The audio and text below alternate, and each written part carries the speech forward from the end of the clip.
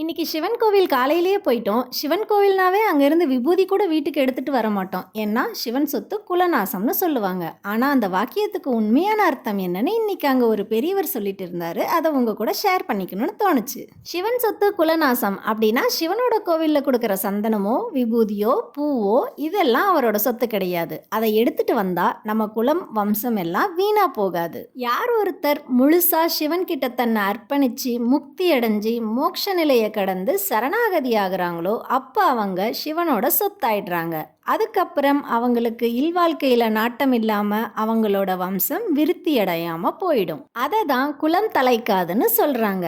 யார் ஒருவர் உண்மையான சிவன் சொத்தாகிறாங்களோ அவங்களோட குலம்தான் நாசம். அதுதான் சிவன் சொத்து குலநாசம்னு சொல்றாங்க.